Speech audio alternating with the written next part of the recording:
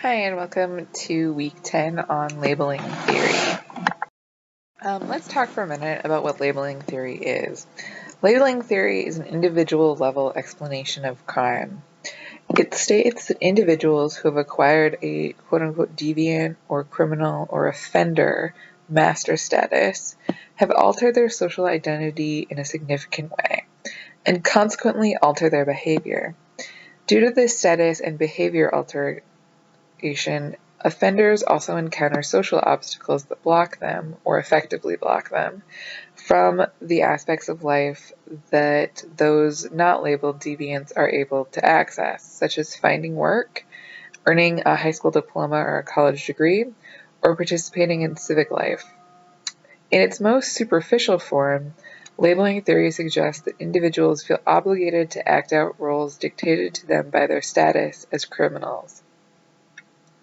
Later, many options are unavailable to such individuals due to their criminal records limiting their professional networks that they are able to build, and thus the jobs they're able to get. It also limits the people who are willing to become their friends, the housing they're able to rent or find, and in many cases, even how willing their families are to associate with them. The theory holds that ideas about the self affect recidivism rates, then. In research, the relationship between identifying oneself as a deviant and committing deviant behavior has a very high correlation, which lends some credence to labeling theory. However, this correlation may be due to the relationship between identity and behavior being mediated by other social influences.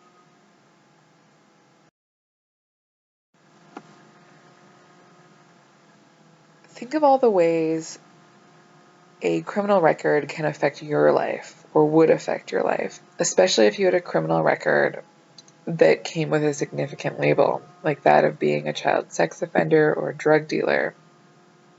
Your probation, or terms of release after your first offense, would likely bar you from jobs associated with or near to children if you were a child sex offender, or children and drugs if you were a drug dealer. You would also have to, quote-unquote, check the box in many states on employment applications that ask if you've ever been arrested or convicted of a crime, making it exceedingly unlikely that you would be able to find a job in the formal labor market. Consequently, you might turn to the informal labor market for work. And although the informal labor market does contain some jobs that are legitimate, like being a babysitter, a day laborer, or a gardener, most frequently, felons who end up in the informal labor market do so by taking an illegitimate job, such as one associated with drugs or racketeering or other illegal activities. The criminal record may mean you were banned from seeing your own children or picking them up at school even. It also may prevent you from hanging out with other children in your extended family. This also may complicate your ability to find housing. Since many housing applications ask if you have a criminal record, it may be difficult to find a place to rent. And if your family has children living with them and you are unable to live with minors, you would be unable to live with your family. So many times for such individuals, they end up living in a motel where the weekly rental rates would be quite high, frequently 2 to 3 times that of the cost of an apartment, or perhaps on the street or an abandoned house. It would be unlikely that you went to college if you found yourself in this position, but if you wanted to go now, it would be very difficult, as your criminal record would make you ineligible for federal student loans. Furthermore, your ability to have a social life would be limited, and the adults with whom you would be most likely to interact would be those with whom you would live in a motel or a house, and those with whom you work. Since both populations would be likely to contain other ex-offenders, you may be violating the terms of your release by doing so, leading you to get in even more trouble. Labeling theory says that this additional trouble would be because of your deviant status, the informal social sanctions that you had experienced, and the formal social sanctions, like checking the boxes on applications that say you have a criminal history, would reinforce your label or your identity as a deviant. Consequently, you might reject your beliefs in conforming to the norms of greater society and purposefully seek out deviant friends, or at least other friends who label themselves as deviants like you. Since these friends would feel less judgmental and would be willing to offer you social support or friendship, with these new deviant friends, you would become or start part of a subculture that approves of or condones deviance. This culture is likely to lead to further criminal behavior on your part and on the parts of other members of this culture, as you all have each other to support your criminal lifestyles. There are norms in your subculture that encourage or at least look the other way towards crime, and you have few relationships in the culture at large to maintain. Furthermore, you may need to commit crime in order to survive, in order to pay your bills, as you have the inability to access traditional legal methods of earning an income. This would be happening to everyone, or most everyone, who was part of your subculture.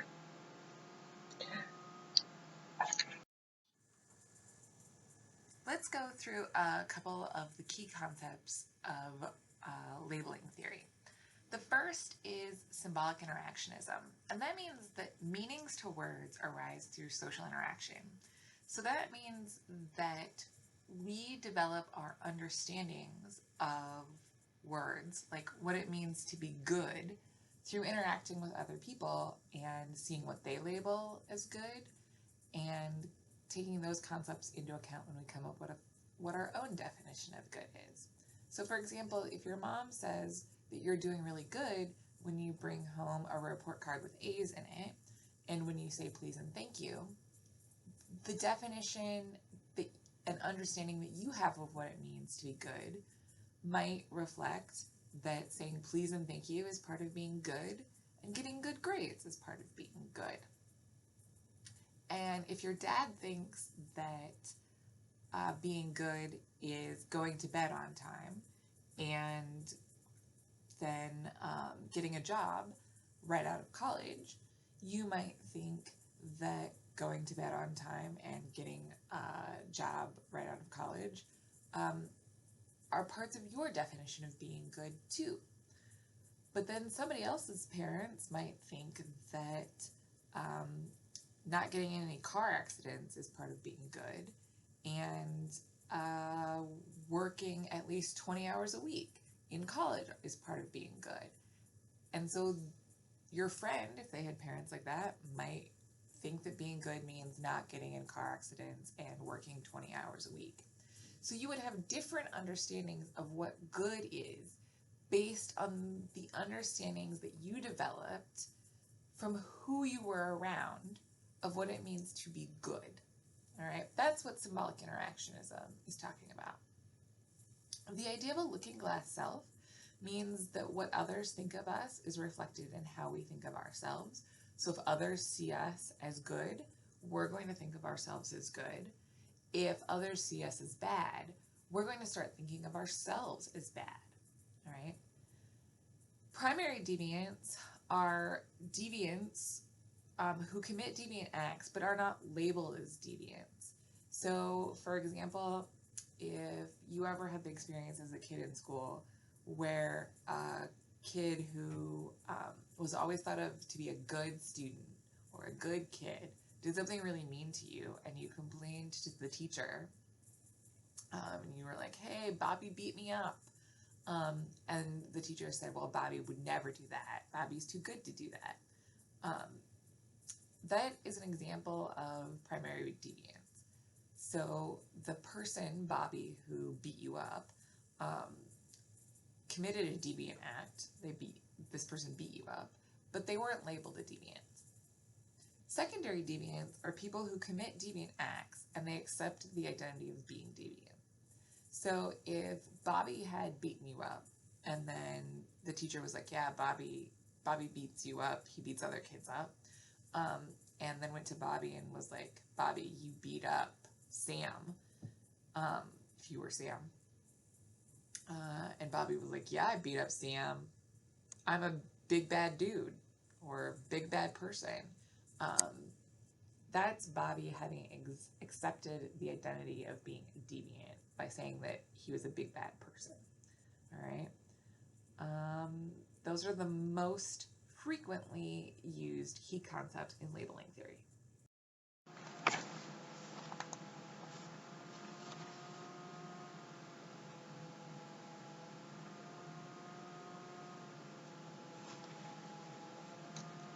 Lamert said that there is a specific sequence of events leading to becoming a secondary deviant. This sequence of events is as follows. 1, that you become a primary deviant, which most of us are. Most of us are deviant in some way. Second, that primary deviant actions lead to social penalties. All right. Third, those penalties then lead to more primary deviation. All right.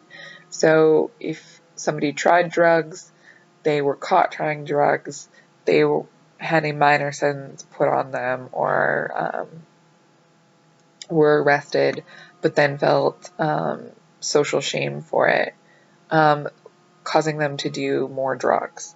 That's an example of the first 3 steps. Those first 3 steps lead to stronger penalties and rejection by society. So if doing drugs twice meant that you were caught both times, or you've been caught, then the next time that you're caught, you face even stronger penalties, which leads to you being rejected by society. This rejection by society leads to further deviation, which then leads to what we call a crisis in the community's ability to tolerate a person. And that crisis leads to further stigmatization, and the process or the label of deviant is really applied.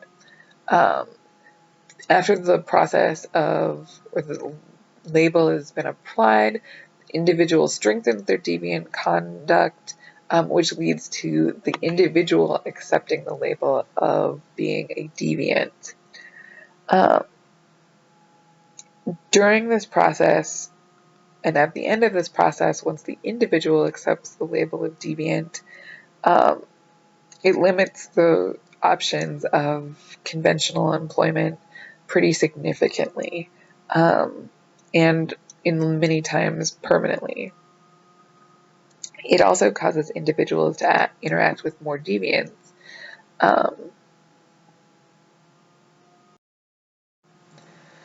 From research, we know that labeling theory is particularly useful when examining juveniles and delinquent youths.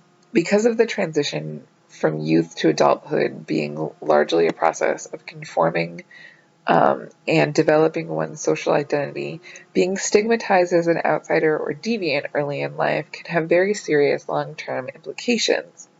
Does entering the justice system at a young age increase the likelihood of an individual becoming a quote-unquote career offender?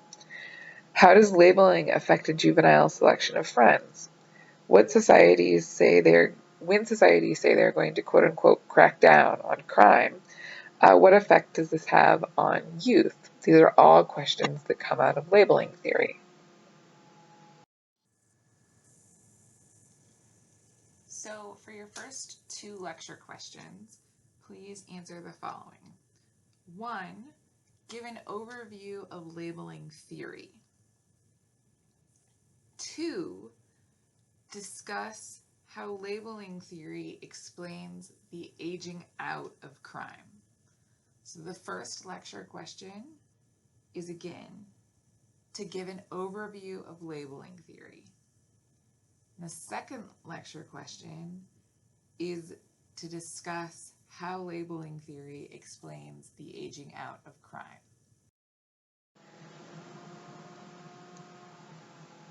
As you've read about, there have been many studies of labeling theory, not just in criminal justice. Rosenham's 1973 study looked at the label of mentally ill being placed on people, and found that even if people were not mentally ill and just acting normal in a mental institution, medical professionals interpreted their behavior as part of their illness. The study participants were hospitalized for an average of 19 days for an initial complaint associated with mental illness, but exhibited normal behavior once they were inside the mental institution in Rosenham's study. This suggests that once a person is labeled, that label can be hard to shed. Normal behavior is overlooked or relabeled as abnormal because labels are powerful. In a study by Mutaba in 2010, he examined the behaviors and attitudes of 91 incarcerated youth in a detention camp in Southern California.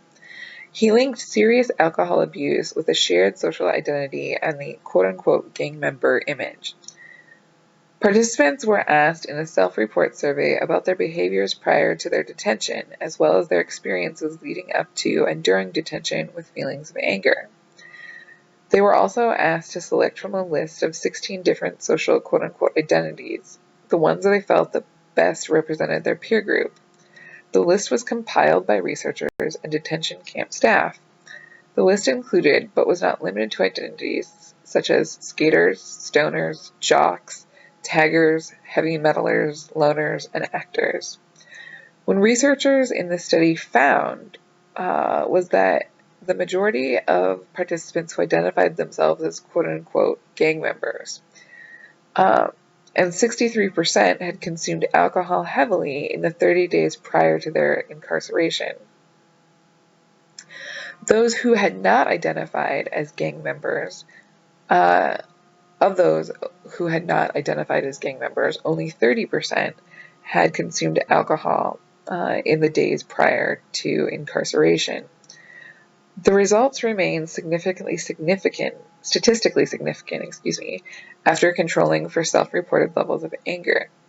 So although the study did not account for the possibility that offenders' self-concept may be the result of their incarceration, it did take steps towards clarifying the relationships among individuals' identities, peer groups, and behavior.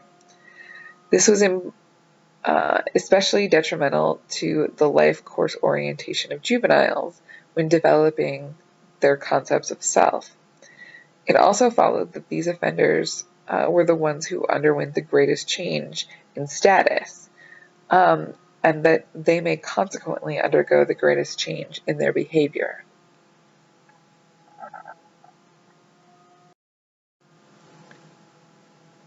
Another important study of labeling theory was the one done by Chiricos et al. In 2007. He observed in this study that followed 71,548 men and 24,371 women who were convicted of felonies in Florida between 2002 and 2002. At the time, Florida law granted judges discretion over the decision on whether or not to withhold the legal status of felon for someone who was convicted of the felony. Having the status withheld meant for the individual that they did not need to report their conviction on applications for employment, that they retained their ability and eligibility for government programs, including federal student financial aid, and that they did not have their voting rights curtailed or revoked. So in theory, this preserves some measure of the convict's stakes in conformity and incentives to avoid further deviant behavior. The researchers found that among offenders convicted of a felony, women, whites, and those with greater educational attainment, and those without a prior record were most likely to be affected by their felony status, compared to those who had had the status withheld. This was measured in terms of increased recidivism. So those who were most likely to reoffend were those who were women, whites, those who were better educated, and those without a prior criminal record when they had a label of felon applied to them. Contrary to some initial expectations that these groups should be the most able to insulate themselves from the effects of criminal labeling, this data points to the fact that these groups are in fact those least likely to isolate themselves after being labeled as criminals. Or you can say that those who have more to lose from a criminal conviction lose more. And it may not be the conviction that is actually what causes them to lose. It's the label associated with the conviction, according to labeling theory.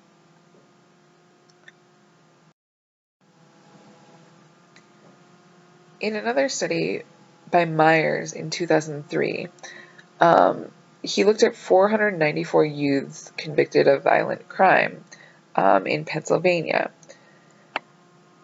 Some of these youths were waived into adult courts.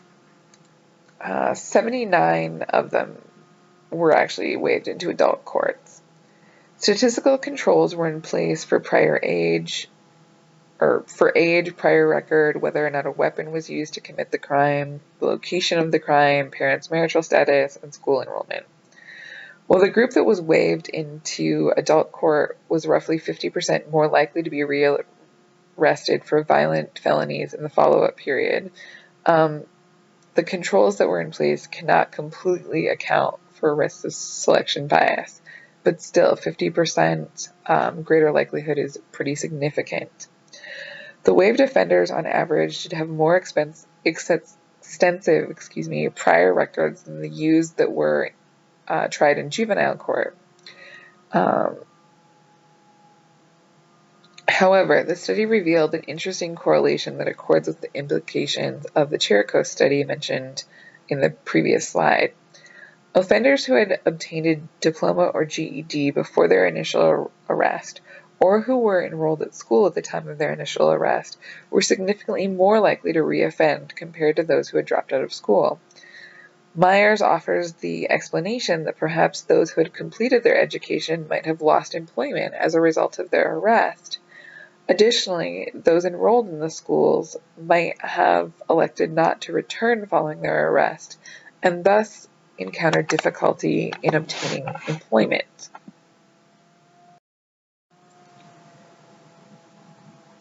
Next, let's talk about delinquent peer associations. Serious criminal sanctioning may produce social obstacles that discourage investment in conventional societies. Rejection from conventional groups may come in the form of difficulty in obtaining employment, barriers against qualifying for student loans, and informal exclusion from conventional social networks, all of which we discussed previously. Punishment that generally excludes the offender from the majority, whether that punishment is physical or social, such as incarceration, increases the risk of the offender's alienation from society and consequent, quote, rejection of their rejectors, unquote. Incarceration may also fail to adequately prepare released offenders to reintegrate themselves into conventional societies due to ineffective treatment programs or underdeveloped reintegration programs, as you've discussed in your previous classes, I'm sure. In one study, it showed that a significant population of 83 offenders in society allowed for the formation of a deviant subculture. So all it takes essentially is 83 offenders, former offenders, in a community in order for them to create a delinquent subculture or deviant subculture. These deviant subcultures create an environment that is more conducive to recidivism by providing appropriate opportunities, values, and definitions. A 2006 study examined the ensuing criminal elements following juvenile justice system intervention. Using panel data from 873 middle schoolers,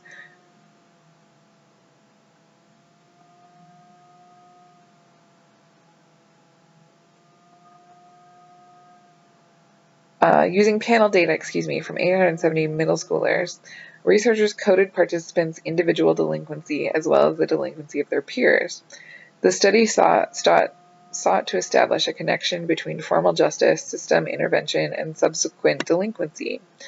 Data was collected 3 times at 6-month intervals, so in other words, in a period of over a year, in face-to-face interviews conducted in private, After controlling for other variables such as race, gender, initial levels of delinquency, family impoverishment, and substance abuse, they found that juvenile justice intervention is significantly associated with serious delinquency in a subsequent period. So meaning that being part of the criminal justice system is likely to lead to more delinquency. Also, because of the longitudinal nature of the study, some evidence was gathered based on the strength of variable influences. According to the results, the association with deviant peers significantly mediated the relationship between formal justice system intervention and delinquency. The authors of the study concluded that deviant groups represent a source of social support in which deviant activities were accepted. Moreover, deviant groups often provided social shelter from those who rejected the individual deviants. The labeled person was thus increasingly likely to become involved in social groups that consisted of social deviants and unconventional others.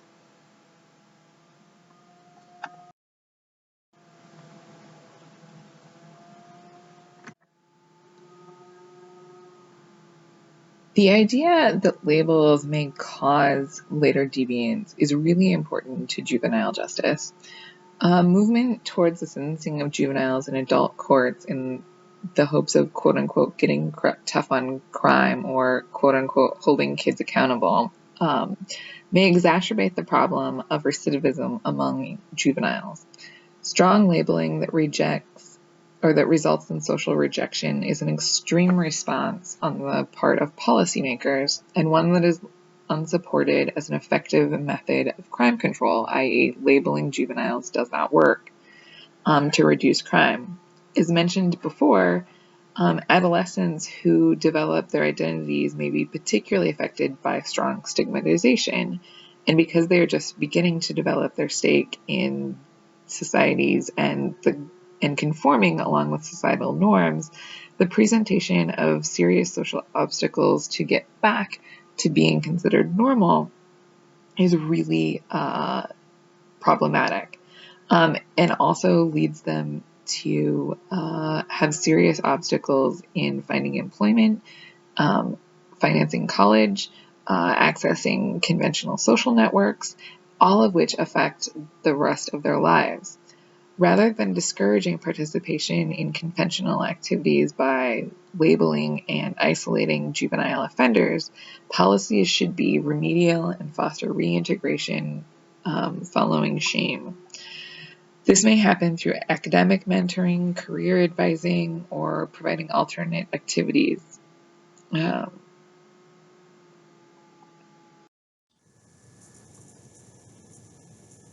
When we think about testing labeling theory, we actually run into several measurement concerns that make trying to test the theory really difficult. One of the first big issues with trying to test labeling theory is that labels are really hard to measure. How do you measure a label or whether or not someone has been labeled? Is it if they've been called a criminal once, 100 times, 10 times? Is it whether they consider themselves a criminal? Those are two very different ways of approaching labeling theory. In other words, what somebody else thinks of you is one way of approaching labeling theory, and whether or not the person has accepted a label is another way of approaching measurement of labeling. And there's no clear-cut way to distinguish between the two different measurements according to the theory, and there's no way to actually calculate either of those measurements. Like that, there's going to be a tough time distinguishing between primary and secondary deviance in the measurement of labeling. This all kind of goes back to the idea of trying to measure a person's self-concept, who the person thinks of themselves as. And it's hard to measure what somebody thinks of themselves as, how they refer to themselves, what words come to mind when they think about themselves. It's also really hard to validate any measurement you would get because a validation relies on an external measurement of something that either reflects the first measurement is in that it's similar to the first measurement. So I say that my weight is 100 pounds and the scale says my weight is 100 pounds. There's no way to do that with a label that a lot of people give themselves. I could say that I'm a good person and somebody else could say that I'm a bad person, and there's no way really to like figure out whose label is better there, or more accurate is actually a better term. There's no way to figure out the accuracy of these things.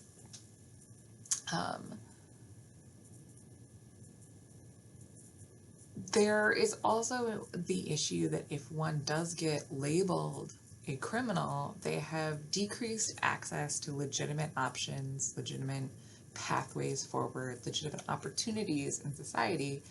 Testing of a theory would need to take that into account, but it's really hard to measure things that don't exist. So labeling theory says a label can cut off access to jobs, housing,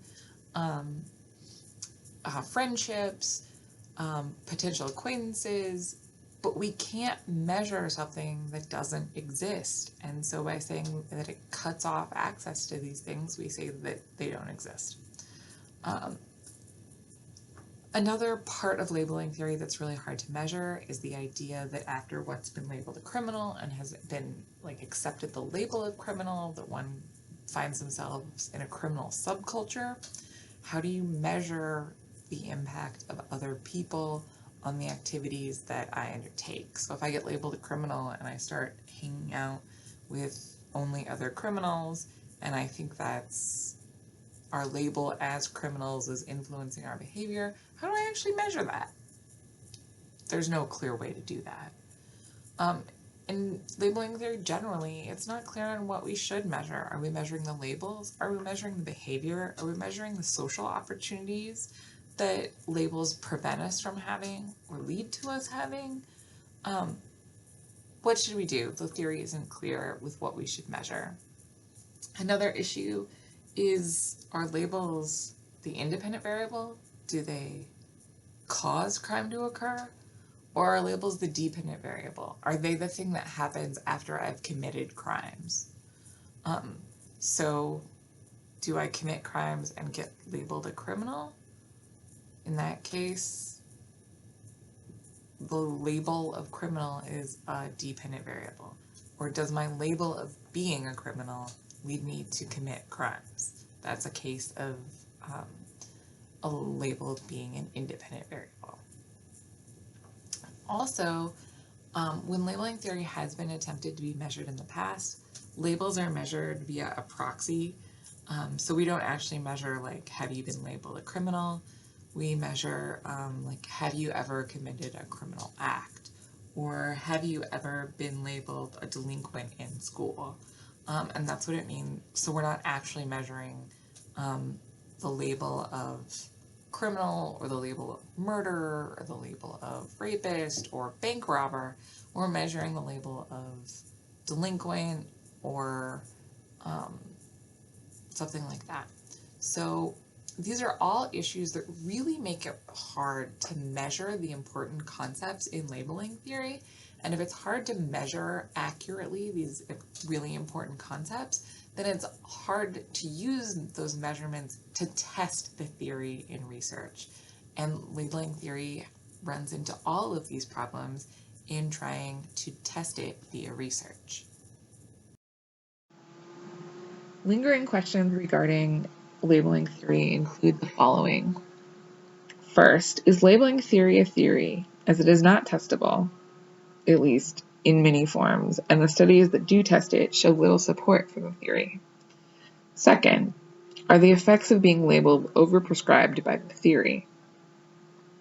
Third, labeling theory focuses on the process of criminalization, but our methods for measuring it are cross-sectional, meaning that we do it at one point in time. We take one measurement, typically, of whether or not someone has been labeled a deviant, and there are consequent actions after being labeled that deviant.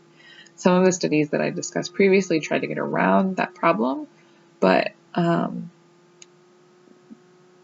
it is a concern for many studies of labeling theory. In short, we need longitudinal data and simultaneous equation modeling techniques in order to accurately measure whether or not labels predate some forms of actions, and to be able to attribute negative actions to the labels themselves. So longitudinal data means that we need to be able to take multiple measurements of the same people over long periods of time. So a study where the same individuals were interviewed over a year-long period, 3 different times, 6 months apart, about their involvement in illegal or illicit activities, is an example of a longitudinal study. Few studies are longitudinal studies, but we need more studies that are in order to adequately test labeling theory. Finally, we need to consider rituals, particularly those that deal with disintegrative shaming, which is likely to cause future deviance. We need to encourage the criminal justice system to engage in reintegrative shaming, which is likely to prevent future deviance from occurring. That's it from this week. I hope you have a good rest of the week. Finally, here are your last 2 lecture questions. Lecture question number 3 is discuss some measurement issues in regards to labeling theory. Again, question number 3 is discuss some measurement issues in regards to labeling theory. So measurement issues, meaning when we try to test this theory, what problems do we encounter? Question number 4 is discuss the reasons why labeling theory says that white collar offenders are less likely to be discovered as criminals, prosecuted, and labeled as criminals. Again, question number 4 is discuss why labeling theory says that white collar offenders are less likely to be caught in criminal acts, prosecuted, and labeled offenders. That's it. Thanks. Let me know if you have any questions.